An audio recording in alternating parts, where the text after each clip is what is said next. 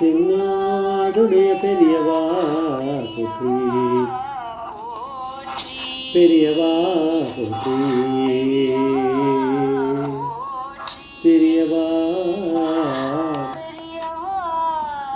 எந்நாட்டவர்க்கும் இறைவா போற்றி, இறைவா போற்றி, இறைவா சர்வஜா சர்வவியாபிமா பெரியவா சரணம், மகா பெரியவா சரணம். சர்வவியா சர்வவியாபிமா பெரியவா சரணமாய பிறப்பருக்கும் மகா பெரியவா போற்றி, மாஜி பிறப்பருக்கும் மகா பெரியவா போற்றி. அபார கருணா சிந்தும் ஜானதம் சாந்தரூபணம் ஸ்ரீ சந்திரசேகர குரும் படமாமதானம் கலியுக தெய்வம் காட்சியமாக இந்த யூடியூப் சேனல் பிரத்யேக மகாபலியோட பக்தருக்கு ஏற்பட்ட கொண்டிருக்கும் அனுபவங்களை ஒவ்வொரு நாளும் ஒரு அனுபவம், ஒரு தலைப்பு நிகழ்வு. இதோட தலைப்பு டாக்டரின் குரு மூலம் நம் குரு செய்த அதிசயம். டாக்டரின் குரு மூலம் நம் குரு செய்த அதிசயம். இந்த சேனலை இதுக்கு சப்ஸ்கிரைப் பண்ணாலும் பண்ணுங்கள், தானே பாருங்கள். சேலத்தில் இருக்கக்கூடிய ஸ்ரீ ஆர் சொக்கலிங்கம் அப்படிங்கிறவர், அவர் மகாபெரிவாளோட அத்தியந்த பக்தர். இவருக்கு 2000 வருஷத்துக்கு பின்னாடி தான் மகாபெரிவா அப்படின்னு ஒருத்தர் இருந்திருக்கார் அப்படின்னு தெரிஞ்சிருக்கான். என்ன இப்போ அது தெரிஞ்சிருக்கணும், நம்ம தெரியலன்னா பாக்கியசாலி இல்லைன்னு தெரியுறது. ஆனால் ஒருவேளை இப்போ நேத்திலேருந்தோ இன்னிலேருந்து தான் மகாபெரிவா இருக்கான்னு தெரிஞ்சுட்டா அதே பெரிய பாக்கியம்ன்றதான் என்னோட கருத்து. தெரியாதவா அப்படியே இருக்கிறதுக்கு பதிலாக இன்றைக்கி தெரிஞ்சுட்டா கூட போருமே. இப்போ இந்த நிகழ்ச்சியை பார்த்துட்டு தெரிஞ்சுட்டாலே பெரிய பாக்கியம்தான். ஏன்னா அந்த மாதிரி வந்துடாது அவ்வளோ ஈஸியாக. அதுதான் இது இவருடைய ஃப்ரெண்டு மூலமாக மகாபெரிவாளை தெரிஞ்சுட்டு அதுக்கப்புறம் காஞ்சிமடம் போயிட்டு மகாபெரிவாளை தரிசனம்லாம் பண்ணிவிட்டு வந்திருக்கார். அதுக்கப்புறம் இவர் வேறு ஒரு ஃப்ரெண்டு மூலமாக இவருக்கு மகாபெரிவாளோட பாதுகை கிடச்சிருக்கு. எப்படி பண்ணணும் என்னெல்லாம் தெரியாது. அபிஷேகம் ஏதோ ஒன்று அது மேலே ஒரு அபிஷேகத்தை பண்ணுவார், ஒரு பூ வைப்பார், போருமே பெரியவா ஏற்றுக்கிறா, அவ்வளோதான் முடிஞ்சுது. அப்படியே போயின்னு இருக்கு. அதை தவிர அவர் மகாபெரிவா ஜென்ரலாக ஒரு அந்த உபன்யாசம்லாம் பண்ணுறவரான், தமிழ் அறிஞர் மாதிரி அவர். ஸோ அதனால் அவர் மகாபெரிவாருடைய அனுபவங்கள்லாம் தெரிஞ்சுக்க ஆரம்பித்து அதை பற்றியும் கொஞ்சம் அவருடைய சொற்பொழிவில் அதை சொல்லுவாராம் அவருடைய இதில். அதுவும் ஓடிகிட்டே இருந்தது. இப்போ என்னாச்சு, செப்டம்பர் 2022 வரைக்கும் இவர் கடைசி வீக்கு நினைக்கிறேன். அந்த இதில் இவர் பூஜை பண்ணிகிட்டே இருந்தார் பாதுகைக்கு. அவர் வீட்டில் பொண்டாட்டி இருக்கா, பசங்க இருக்குது, உள்ளே இருக்குது. இவர் பூஜை ரூமில் பண்ணிகிட்டே இருக்கும்போது இவருக்கு திடீர்னு உடம்பில் டயர்டாகிற மாதிரி இருக்குது, கண் அப்படி இருக்கின்னு போகிற மாதிரி இருக்குது. அது தூக்கம்னு சொல்கிறதா இல்லை வேறு பிளட் சர்க்குலேஷனில் ஏதாவது பிரச்சனை வந்ததான்னு தெரியல. அவருக்கு அதுக்கப்புறம் நெஞ்சு வலி மாதிரி வந்திருக்கு. இவர் புரிஞ்சுட்டார், உடம்பை வேத்து கொட்டுறது. அப்புறம் இதெல்லாம் வரிசையாக நடக்கிறது. இவர் பூஜைலாம் பண்ண முடியல. உடனே அவர் மொபைல் எடுத்து அப்படி அந்த கால் ஹிஸ்ட்ரியை பார்த்துட்டு இப்படி அமுக்கியிருக்கார். அமுக்கினா வேற யாருக்காவது போக வேண்டியதானே, அதான் பெரியவா கூடவே இருக்காருன்னு காமிக்கிறதுக்கு. இவருடைய ஃப்ரெண்டு ஒருத்தர்கிட்ட போயிருக்கு. அந்த ஃப்ரெண்டு ஒரு 3-4 ஃபார்மசி வச்சுருக்காராம். அந்த ஃபார்மசிக்கு ரவுண்டிங்லேயே இருப்பாராம். ஏன்னா எல்லாத்தையும் அவர் தானே அட்மினிஸ்ட்ரேட் பண்ணணும், எல்லாத்தையும் அவர் தான் நிர்வாகம் பண்ணுறார். அப்போது அவர் பண்ணபோது சொன்னார், பக்கத்து தெருவில் ஏதோ அவருடைய ஃபார்மசியில் இருந்திருக்கார். இதோ நான் வரேன், உடனே வரேன்ட்டு அங்கேருந்து கிளம்பி வந்தாராம்.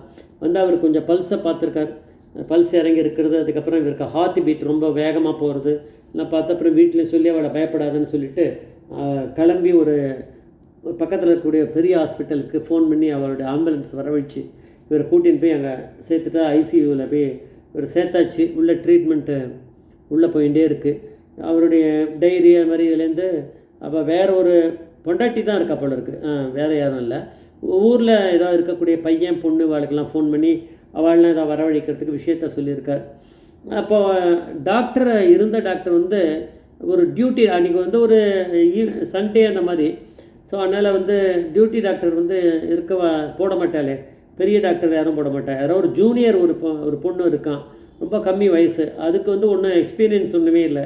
இப்போ அதை வச்சுட்டு இவரும் எப்படி உயிர் பிழைக்கிறது.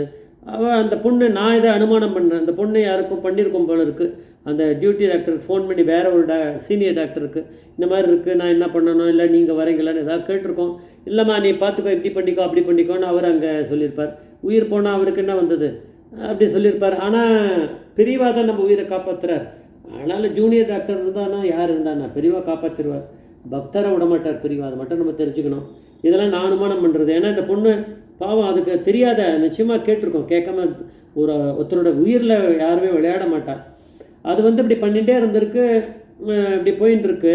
அப்போ அது பண்ணிட்டு தான் திருப்பி கடைசியில் வேறு வழி இல்லை, நான் ஒரு சிபிஆர்னு ஒரு இது இருக்குது இன்ஸ்ட்ருமெண்ட், அதை வச்சு ஷாக்கு கொடுக்கணும். ஏன்னா அவர் திடீர்னு நினைவு போயிடுது அவருக்கு கம்ப்ளீட்டாக. அந்த அவருடைய இதுவே போயிடுது கம்ப்ளீட்டாக. அவர் கல் மாதிரி ஆகிட்டார்.